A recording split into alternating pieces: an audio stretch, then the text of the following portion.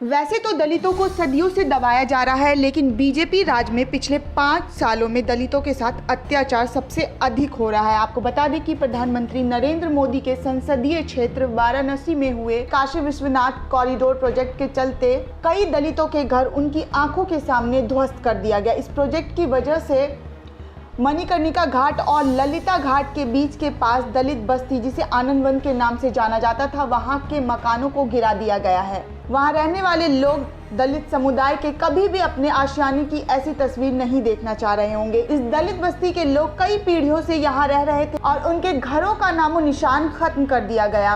अब जो वहाँ बचा है वो सिर्फ टूटे हुए घरों का मलबा है। गौरतलब है कि काशी विश्वनाथ मंदिर ट्रस्ट ने मार्च में शुरू हुए इस प्रोजेक्ट को रास्ता देने के लिए लोगों से अपने घर छोड़ने को कहा था। इस प्रोजेक्ट का मकसद यात्रियों को काशी विश्वनाथ मंदिर से गंगा के घाटों तक पहुंचाने के लिए सीधा रास्ता उपलब्ध कराना था।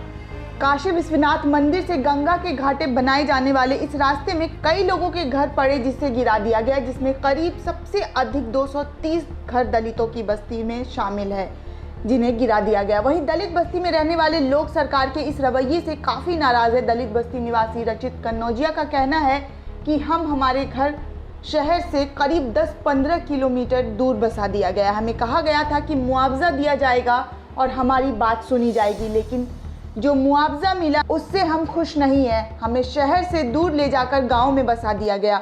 जब से घर टूटे हैं, रोजगार भी चला गया। अगर सरकार नौकरी दे नहीं सकती तो हमारे इस रोजगार से दूर भी नहीं करना चाहिए।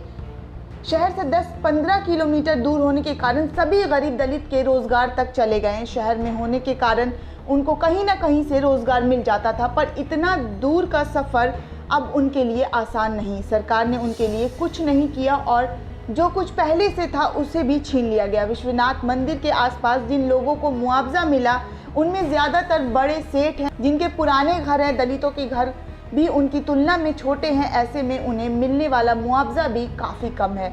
सबसे बड़ी बात यह है कि दलित समुदाय के लोग अपना घर छोड़ना भी नहीं चाहते थे, क्योंकि इसका सबसे ज़्यादा असर उन्हीं पर पड़ा है। ऐसे में उनका जीवन यापन रुक सा गया है। उनके सामने नए गांव में जाकर घर बसाना किसी चुनौती से कम नहीं है।